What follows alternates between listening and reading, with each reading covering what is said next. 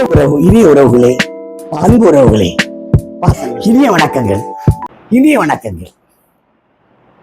தமிழ் மொழியில பழமொழிகள் அப்படின்றது இன்றைய தலைமுறைக்கு வேணா அது தெரியாம இருக்கலாம். இது தமிழ் சமுதாயத்தில் வாழ்ந்த நம்முடைய முன்னோர்கள் தங்களுடைய வாழ்வியல் அனுபவங்களை ஒரு எளிய சொற்றொடர்களாக அமைத்து அதை வரும் கூட சந்ததியினருக்கு, தலைமுறையினருக்கு அதை தெரியப்படுத்துறதுக்காக சின்ன சின்ன வார்த்தைகளா அதை சுருக்கி சொல்லியிருப்பாங்க. அது இப்ப இன்னைக்கு மருவி மருவி அது வித்தியாசமா வேடிக்கையா ஆயிப்போச்சு.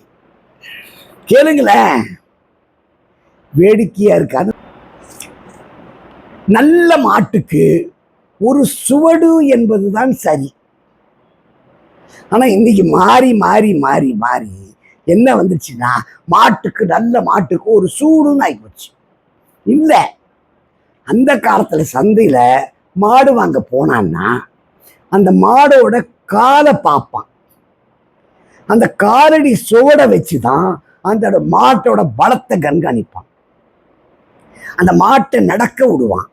அந்த சுவடு அழுந்த அழுந்த அழுந்த அது எவ்வளவு ஆழமா அழுந்தி இருக்கோ அது அவ்வளவுக்கு அவ்வளவு அந்த மாடு பலமா இருக்குன்னு அர்த்தம். இதத்தான் நல்ல மாட்டுக்கு ஒரு சுவடு என்று சொல்றாங்க. இது இன்னைக்கு மாறி நல்ல மாட்டுக்கு ஒரு சூடுன்னு ஆயிப்போச்சு. அடுத்த பழமொழி பார்ப்போமா? 1000 பேருக்கு போய் சொல்லி ஒரு திருமணத்தை நடத்தலாம் என்பதுதான் சரியான பழமொழி. ஆனா இன்னைக்கு அது என்னாச்சு? மருவி மருவி மருவி எல்லா வார்த்தைகளும், எல்லா விஷயங்களுமே இப்படிதான் மாறி மாறி மாறி மாறி ஒரு சின்னதாயிடும். இன்னைக்கு மருவி என்னாச்சு? 1000 போய் சொல்லி ஒரு திருமணத்தை நடத்தலாம் அப்படின்னு ஆயிப்போச்சு. இல்லை, 1000 பேருக்கு போய் சொல்லி ஒரு திருமணம். அந்த காலத்துல பத்திரிக்கைலாம் கிடையாதுங்க. அவங்க சொந்த பந்தம் அந்த 5-6 கிராமத்தில் இருக்கக்கூடிய எல்லா வட்டார மக்களுக்கும் போய் இவங்க சொந்தக்காரங்களாம் சேர்ந்து போய் வெத்தலை பாக்கு கொடுத்து மஞ்சள் கொடுத்து அவங்களுக்கு இந்த கல்யாணத்துக்கு அழைப்பாங்க. இது 1000 பேருக்கு போய் சொல்லி ஒரு திருமணத்தை நடத்தலாம் என்பதுதான் சரியான பழமொழி. இதுதான் பண்ணாங்க. ஆனா அது மாறி போச்சு. இப்ப அடுத்த பழமொழி பார்ப்போமா? சட்டியில் இருந்தால்தான் அகப்பையிலே வரும் என்பது இன்றைய பழமொழி. சட்டியில் இருந்தால்தான் அகப்பையில் வரும்போது என்பது தவறு. அதுக்கு உண்மையான பழமொழி என்னன்னா, சஷ்டியில் இருந்தால் அகப்பையில் வரும் என்பதுதான் உண்மையான பழமொழி. சஷ்டியில் இருந்தால் அகப்பையில். சஷ்டி நேரத்துல நீங்க உண்ணாவிரதம், அந்த சஷ்டி நேரத்துல விரதம் இருந்து முருகனை வழிபட்டா உங்களுக்கு குழந்தை பாக்கியம் உண்டாகும். அகப்பை என்பது கருப்பை. அகப்பையிலே கரு உண்டாகும் என்பதுதான் உண்மையான ஒரு வார்த்தை. இதான் நம்ம முன்னோர்கள் சுருக்கி அது அழகா சஷ்டியில் இருந்தால் அகப்பையில் வரும் என்று சொன்னார்கள். ஆனா அது மருவி மருவி மருவி மருவி சட்டியில் இருந்தால் அகப்பையில் வரும் மாறி போச்சு. இங்க அந்த காலத்துல சஷ்டி விரதம் என்பது மிகப்பெரிய ஒரு விரதம். எல்லா விரதங்களையும் கடைபிடிச்சாங்க. நீ வெயிட் பார்க்கறான், எல்லாம் பார்க்கறான், ஓடுறான், உட்கார்றான், வெயிட் குறையில. ஆனால் அப்பெல்லாம் விரதம்னு ஒண்ணு இருந்தது. அந்த விரத காலத்துல விரதமா இருந்தான். இப்ப விரதம்னா விரதமா இருக்கிறது இல்லை. விரதம்னு பேரு. பால் சாப்பிடுவான், பழம் சாப்பிடுவோம், எல்லாம் சாப்பிடுவான். அது இல்லை. சஷ்டி காலத்துல அந்த சஷ்டி நேரத்துல முருகனுக்கு நேர்ந்துக்கிட்டு தினமும் கோயிலுக்கு போயிட்டு, அதுவும் மலை கோயிலா இருந்தா மலை கோயிலுக்கு ஏறி இறங்கி மனப்பூர்வமாக முருகனை வழிபட்டால் உங்களுடைய அகப்பையிலே ஒரு குழந்தை உருவாகும் என்பது மூதோர்களுடைய பழமொழி. இப்ப பழமொழி உங்களுக்கு புரியுதா? அடுத்தது போலாமா? வர வர மாமியார் கழுதை போல ஆனார். இப்ப இருக்கக்கூடிய புது மொழி. இது உண்மையான விஷயம். பழமொழி என்ன தெரியுமா? வர வர மாமியார் கைதை போல ஆனார் என்பதுதான் சரி. இதுல கைதை என்பது ஊமத்தங்காயை குறிக்கும். அது பூவா அப்படி சின்ன மொட்டா வளரும் போது அந்த ஊமத்தங்காய் பார்க்கறதுக்கு அவ்வளவு அழகா இருக்கும். அதுவே கொஞ்சம் பெருசாச்சுன்னா முள்ளோட பார்க்கறதுக்கு கொஞ்சம் வித்தியாசமா இருக்கும். இந்த மாமியாருங்களும் அப்படித்தான், எந்த காலத்துலயும் அப்படித்தான். வர்ற மருமகளை தான் கூட வச்சுக்கும் போது வரும்போது அவங்களுக்கு தினமும் பூ வைக்கிறதுன்னா, அவங்கள சாப்பிட்டாங்களான்னு கேட்கறது என்ன, பரிவு என்ன, பாசம் என்ன, எல்லாமே இந்த ஊமத்தங்காயனுடைய சின்ன பிஞ்சில் இருக்கக்கூடிய அழகு மாதிரி தான். அதுவே கொஞ்சம் நாளாச்சுன்னா முள்ளெல்லாம் வந்து ஒரு மாதிரி வித்தியாசமா இருக்கும் பாருங்க.